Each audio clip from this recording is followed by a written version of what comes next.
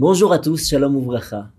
Nous abordons maintenant la fin de la deuxième semaine de l'opération Chorvot Barzel, glaive de fer. Et pour traiter de cette situation en constante évolution, nous avons sur notre plateau 4 spécialistes. Tout d'abord, notre journaliste du jour, Monsieur Jonathan Serrero. Jonathan, Shalom Uvracha.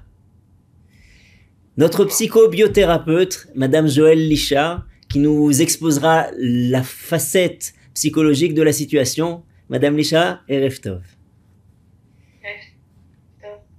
Nous avons aussi le plaisir d'avoir le responsable du pôle Chesed de Torah Box directement sur le plateau avec nous, Monsieur Daniel Peretz. Shalom, shalom. Shalom, shalom, Erev Tov. Et puis, qui nous parle directement de Hadera, qu'il a rejoint après avoir laissé son domicile à Ashkelon. Shmuel Timstit, Erev Tov. Bonsoir, Erev Tov.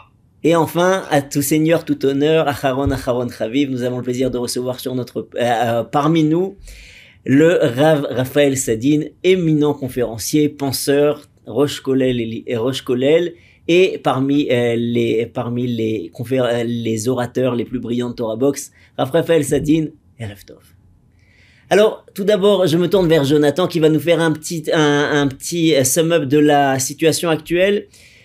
Hier, une explosion a ébranlé l'hôpital Al-Madani de Gaza, causant la mort, semblerait-il, de centaines de Gazaouis.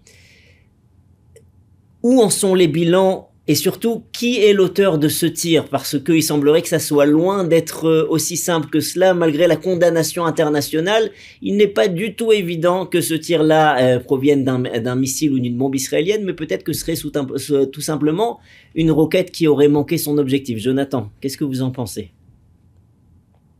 Déjà, dire que depuis plusieurs décennies, Israël souffre de cette propagande palestinienne que les médias du monde entier aiment à reprendre par tout simplement haine du juif et haine d'Israël. Déjà, c'est une première chose à dire.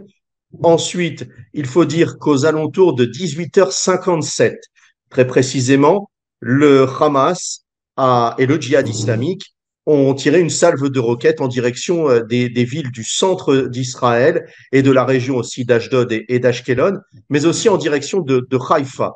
Et la roquette qui était destinée à atterrir sur la grande ville du nord d'Israël a donc raté sa cible et a atterri sur cet hôpital de la bande de Gaza qui se trouve à quelques mètres seulement, bizarrement, de cette rampe de lancement du Hamas. On le sait, les organisations terroristes palestiniennes aiment à placer ces rampes de lancement à côté des hôpitaux au cas où ça pourrait faire de nombreuses victimes. On le sait, le Hamas utilise sa population comme bouclier humain et donc cette roquette a fait, semble-t-il, plusieurs centaines de morts côté palestinien. Même si le bilan ne serait pas tout à fait celui-ci, on parlerait plutôt de 20 morts. Au regard des photographies qui ont été publiées sur les médias israéliens, l'hôpital serait encore en état de marche. Il y aurait bien évidemment des dégâts importants sur cet hôpital, mais pas à l'échelle racontée par l'ensemble des médias de la planète et par les organisations terroristes palestiniennes. On a des preuves au fait que ce soit bien une roquette palestinienne qui a touché l'hôpital? Pour le moment, ce que dit l'armée israélienne et les autorités en Israël, il s'agirait bien d'une roquette du djihad islamique. Tsahal a même publié ce matin une conversation entre des représentants, des responsables du Hamas, des représentants de l'organisation terroriste palestinienne, affirmant qu'il s'agissait d'une roquette du djihad islamique. Bien évidemment, après cet échec cuisant de l'organisation terroriste palestinienne, de l'ennemi d'Israël, il fallait bien évidemment mentir, grossir l'histoire pour faire pression sur la communauté internationale à la veille de la visite de Joe Biden en Israël. Alors nous associons forcément au deuil et à la douleur des personnes civiles qui étaient innocentes, qui sont décédées dans ce triste événement, mais il faut bien reconnaître que l'État d'Israël était innocent. Maintenant, nous, en Israël, nous attendons, on nous en parle sans arrêt de cette fameuse opération terrestre qui doit être déclenchée, et on l'attend toujours. Pourquoi y a-t-il un tel délai? Est-ce que c'est un problème logistique, d'organisation des forces, stratégique, ou alors est-ce qu'il y a aussi une question diplomatique avec l'arrivée du président Joe Biden en Israël ce matin? Déjà d'un point de vue historique, avant la guerre des 6 jours qui a éclaté au mois de juin 1967, Israël avait attendu 3 semaines entre les premières attaques des pays arabes, que ce soit de la Syrie et de l'Égypte, et les premières ripostes israéliennes contre ces pays arabes. Il faut tout d'abord dire que depuis le massacre qui a été perpétré maintenant il y a une dizaine de jours, il fallait que Tsahal prépare l'ensemble des troupes, 300 000 réservistes à gérer, à organiser, mettre en place aussi sa stratégie. Israël a été pris par surprise et ça a été bien évidemment, comme tout le monde le sait, un échec cuisant malheureusement pour les renseignements israéliens, pour l'échelon politique et militaire de l'État d'Israël. Maintenant, pour l'ensemble de l'appareil de défense israélien, il faut préparer les troupes, préparer la stratégie et donc se préparer à la prochaine étape du mode opératoire choisi par l'échelon de la défense et l'échelon politique israélien. Pour le moment, Tsahal se concentre à quelque peu frapper les cibles du Hamas dans la bande de Gaza, à je dirais, détruire l'ensemble des infrastructures du Hamas sans prévenir. Au contraire des opérations précédentes, avant, il y avait ce que l'on appelle dans le giron militaire et dans le giron de la défense, Akash Bagag. C'est ce terme désigne le fait que avant toute attaque israélienne, il faut, je dirais, prévenir avant de frapper. Mm-hmm. Et c'est là maintenant, il n'y a plus cette procédure-là, donc la frappe est directe. Là maintenant, vous avez fait rentrer en compte l'intervention américaine. On a vu quelque chose d'assez particulier. Le président Biden est arrivé, mais en attendant, Anthony Blinken était déjà en Israël. Et lors des décisions du Conseil militaire, il y a une ingérence très présente des Américains, ce qui est très différent d'habitude.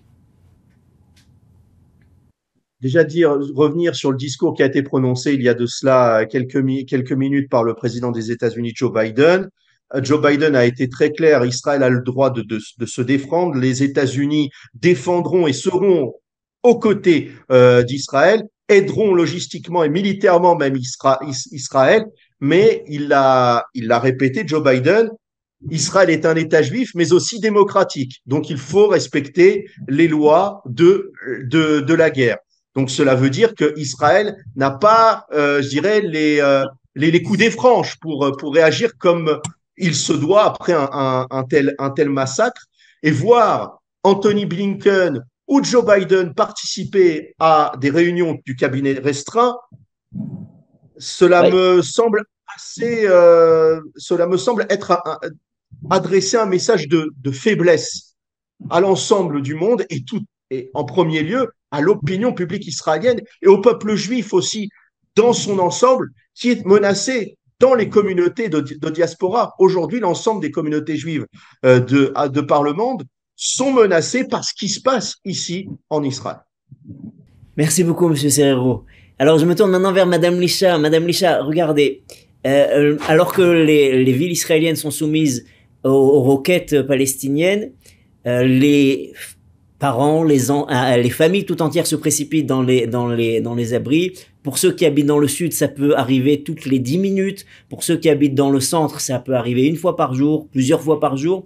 Comment est-ce que on pourrait présenter la guerre et la peur que peuvent déclencher ces alertes et ces missiles à nos enfants? Comment est-ce qu'on peut arriver à éviter la panique? Comment est-ce qu'on peut arriver à éviter les futurs traumatismes? Alors, tout d'abord, je reprendrai en 2 mots ce que nous avons dit la, lors de la précédente intervention, euh, en aucun cas se surexposer aux informations, parce que la surexposition crée de l'anxiété, peut activer et réactualiser surtout des traumatismes anciens et en créer de nouveaux. S'informer, ce n'est pas rester accroché à son téléphone ou à son ordinateur. Notre cerveau ne peut plus digérer l'information et surtout, on a de moins grandes capacités de régulation. Cette régulation qui nous permet la résilience. Qu'est-ce que c'est que la résilience? C'est la force que nous avons individuellement et collectivement de passer au-delà des traumatismes que cette situation risque d'engendrer. En parler en permanence en famille, avec ses amis, nous pousse à créer des scénarios les plus inquiétants les uns que les autres. Les médias européens et autres sont des champions à ce jeu-là et c'est utile pour l'instant de les imiter. C'est normal d'être inquiet lorsqu'on est en guerre. Mieux vaut ne pas se concentrer sur les scénarios catastrophes qui nous envahissent, mais plutôt orienter et s'orienter vers l'action. Alors, qu'est-ce qu'on va faire avec nos enfants? Sans entrer dans les détails, les enfants jusqu'à 11 ans vont absorber comme des éponges, porter, exprimer toute la souffrance émotionnelle de leurs parents. Ils sont le réceptacle parfait de l'angoisse ambiante. Grosso modo, on va dire qu'il y a 3 tranches d'âge, avec des comportements, des questionnements et des intérêts différents.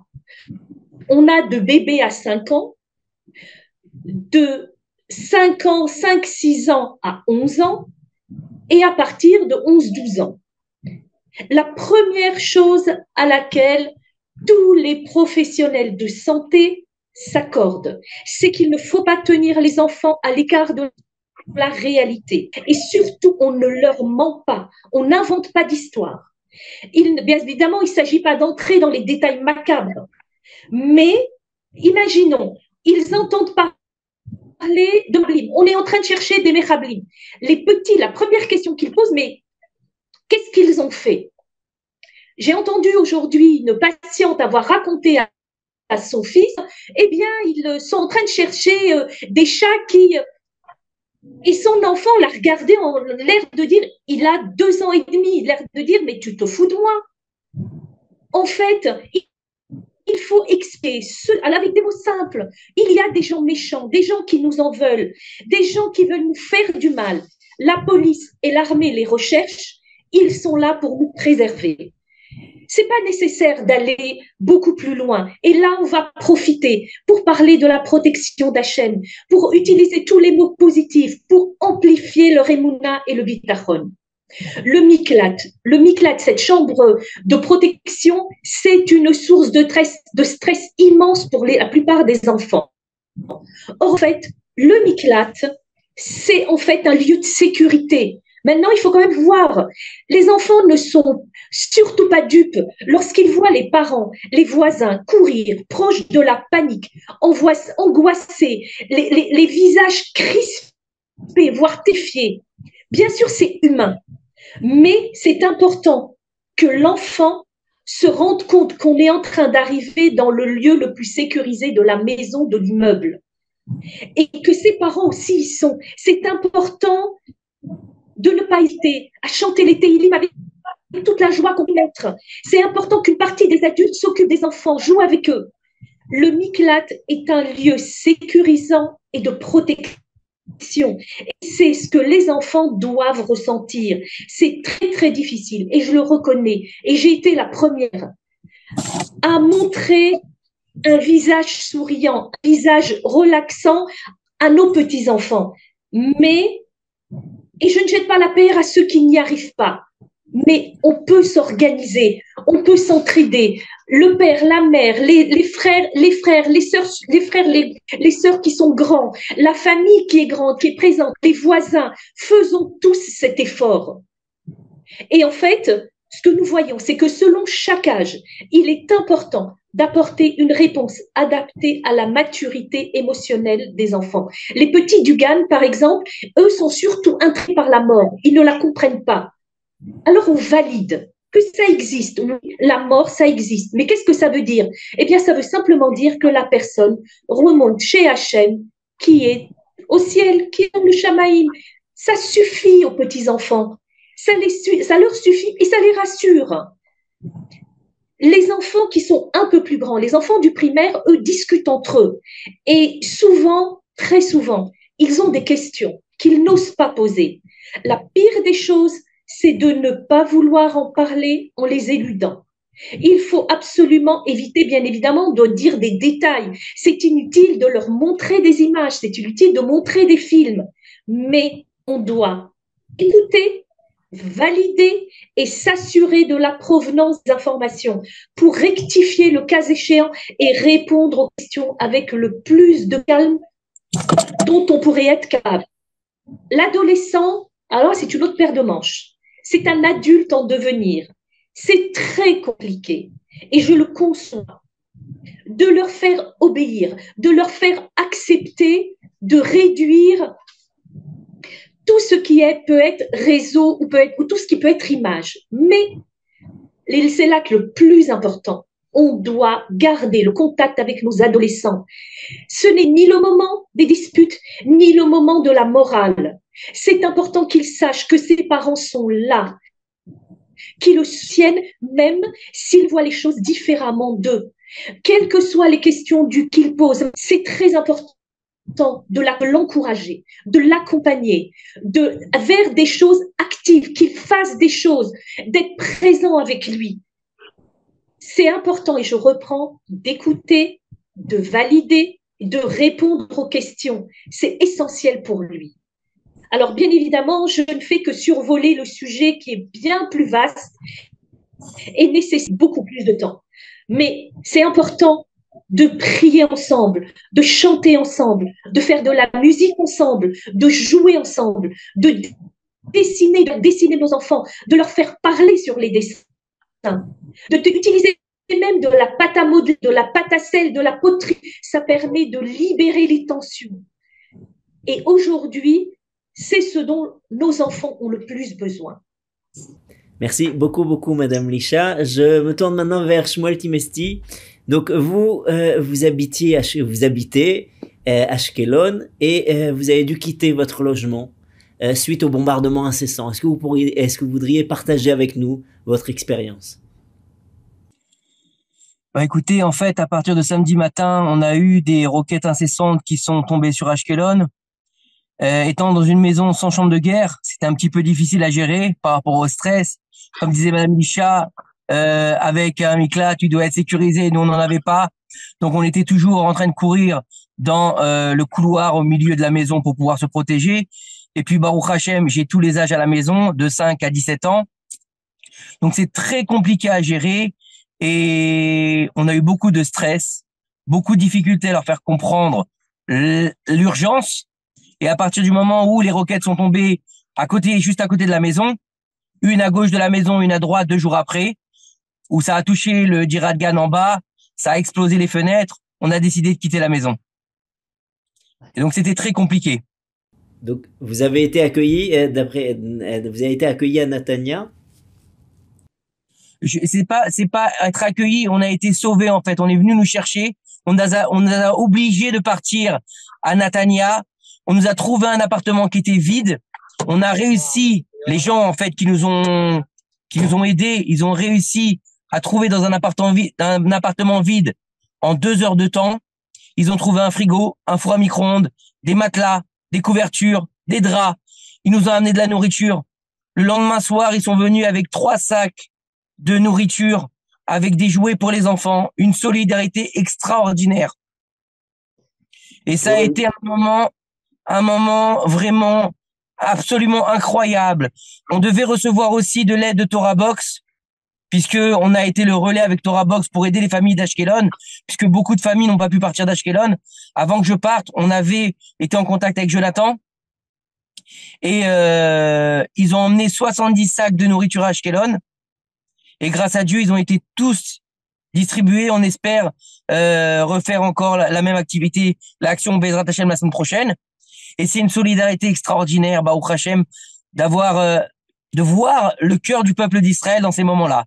C'est la plus belle chose, je crois. Il faut bien reconnaître, vous aussi, et Shmuel, je sais que vous voulez pas le raconter, mais que vous aussi, vous y participez. On me parle ici d'un soldat qui a besoin de ses lentilles. Vous êtes allé lui acheter des lentilles tous les jours, vous lui apportez ses lentilles. Ben, en fait, ce qui s'est passé, c'est que j'étais en contact avec Dan de chez vous, de Torah Box, parce que, bon, Baruch Hashem, j'ai quelques contacts avec Torah Box, et Dan me dit, écoute, on a un problème, on a un chayal qui n'a plus de lunettes, il a plus ses lentilles, il voit rien, il a moins 0,35 de vue, et sans ça, il est dans le flou, on va dire. Et il me dit, tu connais quelqu'un qui peut aller lui acheter les lentilles? Je lui dis, mais il y en a pour combien? Il me dit, j'en sais rien, il faut aller dans un Superfarm acheter des lentilles. Je lui dis, écoute, tu sais quoi, je vais y aller. Et juste au moment où je lui dis, je vais y aller, ben, on a eu 2 alertes. Alors je lui ai dit, écoute, on attend que ça se calme et je vais aller chercher les lentilles. Je suis allé au Superfarm et en fin de compte, il a été emmené dans un moshav à 15 minutes d'Ashkelon. J'ai été lui donner et il était ravi et il m'a dit, franchement, sans vous, j'aurais rien pu faire puisque je voyais rien. Tu sais que il y a quelqu'un il y a très longtemps qui pour un plat de lentilles a reçu énormément de brachot. Alors nous, ce qu'on te souhaite, c'est justement que toutes les brachot du clan d'Israël te reviennent. Amen. Maintenant, je me tourne vers tout l'homme Israël surtout. Amen, amen. Je me retourne vers notre ami Daniel Peretz. Daniel Peretz, quelles sont les activités en ce moment de Torah Box pour venir au secours des gens dans le sud, au secours des gens dans le nord? En fait, il y a des activités qui sont organisées sur tout le pays. Alors, en fait, c'est tous les jours une surprise pour nous. C'est-à-dire que grâce à Dieu, on a développé la partie, en fait, tout ce qui est visite aux malades dans tout Israël. On a 6 hôpitaux qu'on visite, du nord au sud. C'est-à-dire c'est Hadera, Natania, et après on a Jérusalem, 2 hôpitaux de Jérusalem, on a Ashkelon aussi et Ashdod. Ce qui est beau, c'est qu'en fait, quand on a monté ça, on voit des groupes qu'en fait qui se décident tout seuls à faire d'autres actions ensemble. C'est-à-dire qu'en fait, c'est comme si on a créé des pôles de chesed dans les hôpitaux. C'est vrai. Et on a le groupe de chesed de Ashdod qui a dit, je veux faire un jour, au lieu de partir tous les vendredis, j'ai pas précisé, mais c'est tous les vendredis de 10h à midi, dans tous ces hôpitaux-là. Pourquoi vendredi? Juste avant Shabbat, pour donner un réconfort, parce que souvent, il n'y a pas d'associations qui viennent le vendredi, ils viennent pendant la semaine. Là, c'est presque tous les jours qu'on va visiter les malades. Et en plus de ça, ils ont pris des décisions d'aller aussi visiter les endeuillés. Parce que on entend tellement de choses qui se passent, surtout à Ashdod, Ashkelon. Et malheureusement, on est obligé aussi de visiter pas que des gens qui sont blessés, aussi des gens qui ont souffert pendant les décès, là. Donc, ce qui est beau, c'est qu'ils ont pris sur eux-mêmes de créer, en fait, un groupe qui vont visiter les gens. Parce qu'ils ont eu des messages, ça fait de la peine, des messages, tel endroit, il n'y a pas minyan pour les prières, tel endroit, il faut aller les visiter, les renforcer. Donc on a des rabbanim aussi qui vont renforcer. Et surtout, ces groupes d'hôpitaux qui vont renforcer et amener des cadeaux pour les enfants, voir un peu leurs besoins. Il y a aussi beaucoup de demandes de gens qui sont comme à Ashkelon, qui peuvent pas sortir de chez eux. Du coup, les supermarchés sont fermés, d'après ce qu'on a compris. Supermarchés, soit ils sont fermés, soit ils sont presque vides, soit on peut pas envoyer un enfant. D'habitude, le mari peut-être il est en milouim et la mère elle est avec les enfants, elle a pas la sécurité d'envoyer quelqu'un faire les courses. Donc on a eu une demande comme ça d'aider et grâce à Dieu on a pu fournir, comme il a dit Shmuel là, environ 70 colis la semaine dernière et on fera aussi la semaine prochaine pour Ashkelon et Netivot aussi. Netivot aussi, c'est dans le même cas. Aujourd'hui, on s'occupe aussi des gens qui ont leur mari qui est parti en Milouim, qui c'est dans le même cas, qui se retrouvent des familles nombreuses et qui ne peuvent pas trop faire les courses. Etc. Donc, on a des demandes. Donc, on a un peu changé, si on peut dire ça, le système qu'on a pensé, parce que le chesed s'est distribué un peu aussi de la nourriture, on a fait des colis de Shabbat, mais là en fait on voit que c'est pour tout le monde, il faut aider un peu tous les gens qui n'arrivent pas aussi à acheter parce qu'ils peuvent pas se déplacer. Donc on a beaucoup de francophones qui nous contactent et beaucoup de gens qui nous aident et je vous les remercie parce que on a vraiment, on voit des gens qui viennent du sud dans des hôtels et on voit des groupes qui vont visiter des malades, des musiciennes ou des musiciens qui prennent sur eux d'aller de faire des animations dans les hôtels où c'est justement les musiciennes qui sont le vendredi à l'hôpital Tout et à qui fait, décident tout à ensemble fait. d'aller animer une même soirée entière pour des ils nous pour des gens demandent qui sont à juste des fois Jérusalem. juste un tout petit peu d'aide, mais ils décident tout seuls. Ils ont c'est magnifique, c'est vraiment le Ham Israël qui s'est renforcé pour aider chaque juif et c'est magnifique, vraiment magnifique. Je vous parle pas des Chayalim parce que j'ai des histoires et des histoires comme on a pu aider des Chayalim avec des livres, ils ont voulu des livres de Gdusha et pour étudier et comment ça s'est fait, comment on leur a acheté, on leur a livré dans des bases où on pouvait même pas arriver et ça s'est fait d'un Chayal qui vient, il récupère, vraiment des histoires magnifiques. Le chesed de Ham Israël, tout le monde est là et essaye d'aider chaque membre de famille ou pas famille ou chaque juif qui a besoin. Bon, Hashem. Waouh. Voilà, Kavod, on a de quoi être fier. Hashem. Bravo à vous et bravo à toi et une immense fierté de faire partie de ce clan Israël. Maintenant, je me tourne vers celui qui nous donnera le mot de la fin pour aujourd'hui. Rav Raphaël Sadine. Rav Sadine, dites-nous. Regardez, on est en train ici de voir d'un côté la manière dont le peuple d'Israël soutient ceux qui sont dans la difficulté. On est en train d'un autre côté de voir la manière dont il essaye de se défendre. Et en même temps, on voit les nations du monde qui nous regardent et qui ont toutes sortes de réactions. On aimerait se poser un petit peu la question, quel est le poids que nous, le peuple juif, nous devons donner aux diverses réactions internationales, au regard des nations, la manière dont ils nous regardent, la manière dont ils vont noter nos actions et nos décisions. Est-ce que lorsqu'il y a eu une catastrophe insupportable, le soutien des nations a été quasi unanime, mais en quelques jours, il a déjà commencé à se refroidir. Est-ce que leurs réponses, leurs considérations et parfois leurs condamnations, elles doivent influencer nos décisions? Bonsoir. Non, influencer nos décisions, non, mais il faut, je pense, aller plus en amont. C'est-à-dire que la notion morale est fondamentale. Ham Israël est un peuple qui n'est pas comme les autres peuples, le peuple juif. C'est un peuple dont l'histoire est conditionnée par son niveau d'engagement moral et spirituel. On sait vérifiable, historiquement, depuis 3000 ans, c'est toujours comme ça. Regardez ce qui s'est passé, c'est presque de l'ordre du... bien entendu, il faut faire très attention avec ce genre d'interprétation. Le Razoni, je disais, il n'y a que les prophètes qui peuvent interpréter l'histoire. Mais quand même, les Mechitzot entre nous et Haza, qui nous protégeaient soi-disant.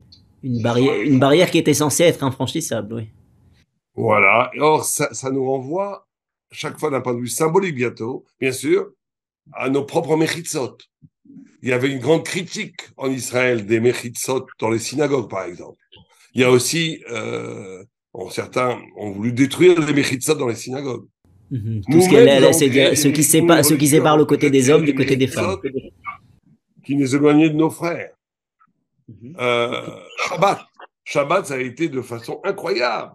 Les kibbutz comme Shomer Shabbat ont été épargnés énormément. On m'a donné de vive voix des messages des personnes qui avaient pris sur le Shabbat, qui ont été sauvées miraculeusement. On voit très bien que Dieu nous parle. Dieu nous parle. À un moment donné, quand on tire la corde trop loin, elle casse. Il parle à tout le monde, aux laïcs, aux religieux, aux sionistes religieux, tous. Nous avons de grands tikkunim à faire. Et de grands rabbinim, dont Rav Steinburg a dit il y a déjà 2 semaines, le fait qu'on n'ait pas sonné au shofar à Rosh Hashanah, il va se passer des choses terribles à Simchat Torah. Il l'a dit. Vous pouvez regarder, il a dit Mefouach. Il a parlé de massacre pendant Simchat Torah. Et il disait que celui qui garderait Shabbat et qui aurait cet amour du prochain en mettant les mechitsot, c'est-à-dire les séparations là où il faut et là où il ne faut pas les déplacer, c'est ça qui nous sauverait. Donc nous sommes ici dans une situation, j'oserais dire presque messianique, où il y a une intervention directe de Dieu dans l'histoire par rapport au peuple d'Israël. Donc par rapport à votre question, c'est une longue introduction par rapport à votre question, mais je vais y répondre parce que dans le fond, ce qui doit nous guider, c'est le principe moral, le principe éthique, le principe spirituel. Il se trouve que bombarder, je ne dis pas du tout que l'armée israélienne fait cela, hein, mais de bombarder de façon aveugle des populations civiles, ce n'est pas la bonne solution. Donc il va falloir, bien entendu, mener cette guerre jusqu'au bout. Il va falloir éradiquer jusqu'au dernier les terroristes du Hamas et du djihad islamique, mais il va falloir faire très attention d'avoir une rigueur morale qui effectivement protège les populations, même si la population parfois est complice idéologiquement et soutient le Hamas, ça ne nous permet pas ni al-pi halakha, ni al-pi moral de tuer des populations entières. Et donc il va falloir faire attention. On s'en fiche complètement de ce que disent les opinions internationales. D'un point de vue Torah, on sait très bien que les amis d'Israël resteront les amis d'Israël. Les ennemis d'Israël sont toujours les ennemis d'Israël. Ils sont malheureusement majoritaires. Et rien n'y changera, qu'on soit à droite ou à gauche, qu'on s'agisse comme ça ou comme ça. Ça sera toujours comme ça. Mais ça peut être le signe d'un rappel à l'ordre, d'une exigence morale de ne pas commettre au nom d'une guerre et non même de l'efficacité de la guerre, des actes démesurés où la population civile palestinienne serait victime de façon démesurée par rapport à cet engagement militaire. Alors je sais très bien que c'est très compliqué, que le Hamas utilise la population civile comme bouclier humain, que on ne peut pas envoyer les soldats tant qu'on n'a pas pilonné le terrain pour protéger les soldats, etc., etc. Il faut que les décisions, et de façon générale, ça, l'armée d'Israël est très morale et fait attention à cela, mais effectivement, il va falloir faire attention à cela aussi, pas tellement par rapport à l'opinion internationale, mais par rapport à nous-mêmes, par rapport à nos valeurs, par rapport à la valeur de la Torah. Vous savez, je finis avec ça. La pire des choses que peut nous faire les terroristes, que peut nous faire le Hamas, les terroristes, et la haine radicale de l'islam politique, c'est de nous contaminer de leur propre haine. Ils ont une haine terrible, animale, en plus tout le monde dit animal, mais il ne faut pas dire animal. Moi, j'ai des animaux, enfin j'ai eu des animaux, ils sont merveilleux. C'est pas des animaux, c'est bien pire que des animaux. Les actes ont été créés, c'est une insulte à l'espèce animale de traiter le Hamas d'animal.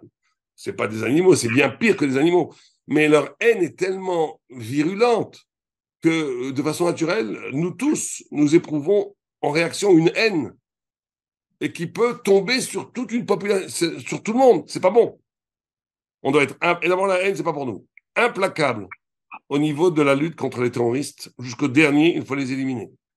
Mais il faut rester le cœur ouvert face à toute l'humanité, face à toutes les populations civiles, face à ce message d'amour, de fraternité que la Torah donne envers tous les peuples.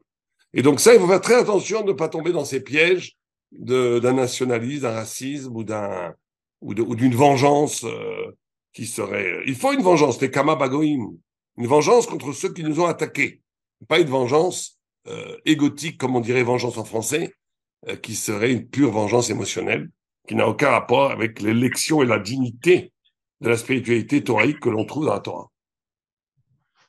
Afzadil, merci infiniment. Donc, ce que nous avons ici, c'est une guerre juste, mais dans laquelle le peuple d'Israël ne doit pas se perdre, ne doit pas perdre son identité qui lui est propre. Lorsque nous étions en Égypte, le verset nous dit Vayareu tanu hamitzrim. Les Égyptiens, on a toujours traduit, ils nous ont oppressés. Mais il y a aussi une autre facette qui est de dire qu'ils nous ont rendus, ils nous ont dégradés, ils nous ont abîmés. On peut leur pardonner à la limite l'esclavage, mais le fait de nous avoir abîmés moralement, ça c'était bien plus grave encore. Donc que le peuple d'Israël arrive à vaincre dans cette guerre et en sortir vainqueur physiquement, mais surtout spirituellement. Qu'on puisse tous entendre des bonnes nouvelles, Bezrat Hashem, très bientôt. Kol Tov. Merci à tous. Amen.